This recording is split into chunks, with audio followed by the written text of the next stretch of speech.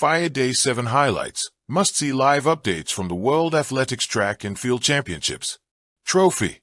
The seventh day of the World Athletics Track and Field Championships was nothing short of cinematic brilliance. Stadium lights illuminated the arena, fans packed every corner with flags waving high, and athletes stepped onto the track with hearts pounding. Day 7 wasn't just another day of competition. It was a day etched in history, a symphony of speed, strength, and sheer human willpower. From the crack of the starter's pistol to the thunderous roars echoing across the stands, the day was filled with record-breaking performances, emotional upsets, legendary rivalries, and the promise of rising stars. If you missed a moment, consider this your backstage pass to everything that unfolded. The atmosphere, electric, charged, and global globe-showing Europe-Africa. Before diving into the events, it's worth pausing to capture the essence of Day 7. The stadium was a global carnival. Jamaican fans wore yellow wigs and banged drums with the rhythm of reggae beats. Ethiopian supporters unfurled massive flags, chanting in harmony.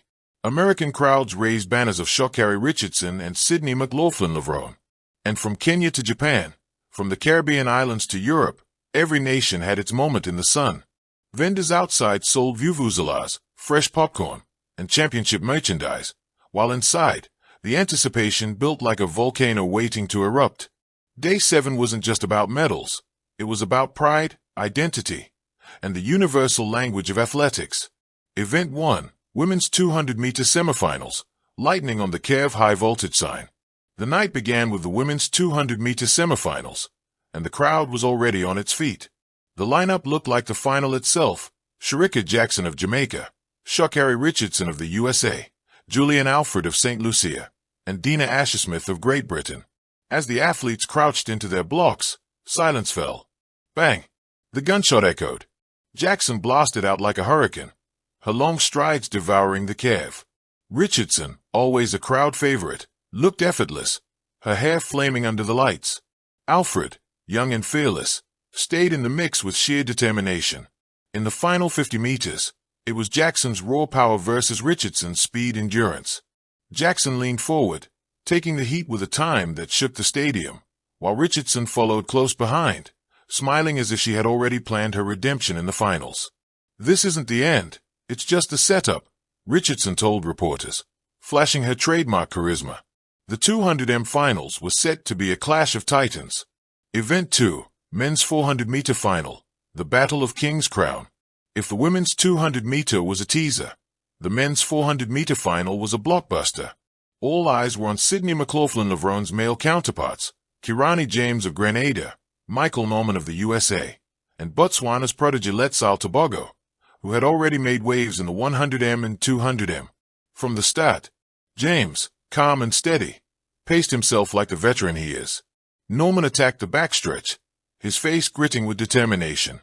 Tobago, young but fearless, surged with each stride as if rewriting the script of sprinting.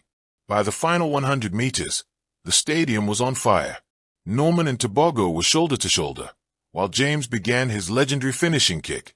In the last 10 meters, Tobago leaned so hard he nearly stumbled, but it worked. Botswana erupted in joy as Tobago claimed gold, becoming the youngest 400m champion in history. His victory lap wasn't just a run, it was a coronation. Wrapped in Botswana's flag, Tobago pointed to the sky and whispered, "This is for Africa." Event 3, Women's 800-meter, a tactical masterpiece performing arts. Middle distance races are chess games disguised as running. The women's 800-meter final proved that perfectly. Athingmu, USA, Keely Hodgkinson, GBR, and Mary Moraa, Kenya, faced off in a clash of tactics, stamina, and nerves. Mu started cautiously, sitting in fourth place through the first lap. Hodgkinson pressed early, trying to control the pace. Moraa, known for her late surges, stayed patient, almost too patient. At 600 meters, Mu made her move, striding elegantly and gaining ground. Hodgkinson fought back, refusing to yield. With 50 meters left, it became a three-way sprint. Moraa stormed down the lane with ferocity, overtaking both Mu and Hodgkinson in the dying moments. The Kenyan fans erupted, leaping from their seats. Moraa clinched gold, collapsing in tears after crossing the finish line. It wasn't just a victory, it was a masterpiece in timing, courage, and belief. Event 4, Men's Long Jump, a leap into history gold sports medal. While the track burned with sprinting fire, the field events delivered equal drama. The men's long jump final saw one of the closest battles in championship history. Miltiadis Tentoglou, Greece, Olympic champion, soared like poetry in motion.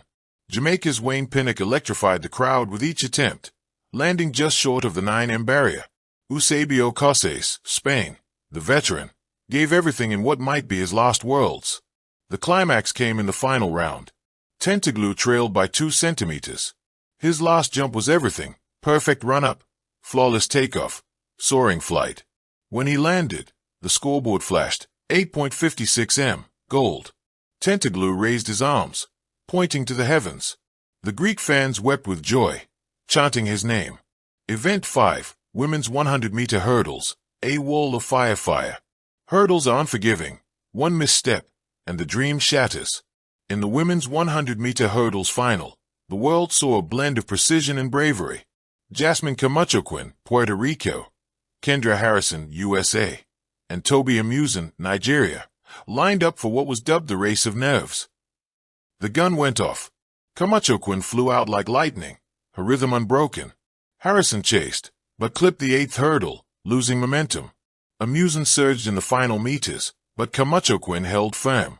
With a time just shy of the world record, Camachoquin struck gold, her roar echoing across the stadium. For Puerto Rico, it was more than a medal, it was glory on the world stage. Event 6, relays begin, the energy doubles high voltage sign. The evening wrapped with the opening rounds of the 4x100-meter relays, fan favorites for their chaos and speed. The USA men looked sharp, baton exchanges smoother than usual. The Jamaican women received a standing ovation as they breezed through, their chemistry flawless. But the shocker came when Canada's men dropped the baton, crushing their hopes in heartbreaking fashion. Relays are not just races, they are theater. And the promise of the finals left fans buzzing long after the stadium lights dimmed. Behind the scenes, emotions, struggles, and triumph's microphone. Day 7 wasn't just about medals, it was about stories. A coach crying in the stands after his athlete advanced against all odds. A sprinter from a small island nation breaking their national record, even if they didn't make the final. Fans FaceTiming relatives back home, showing them the moments live, proving how sport transcends borders. In the press room, the questions weren't just about times and distances, they were about dreams, sacrifices, and the unbreakable human spirit. Closing moments, a day to remember glowing star. As the stadium emptied, fireworks lit up the night sky. Athletes wrapped in flags hugged teammates, rivals exchanged handshakes, and the crowd left buzzing with stories they'd tell for generations. Thank you for watching. Please don't forget to hit the subscribe button, like and share. Till next time.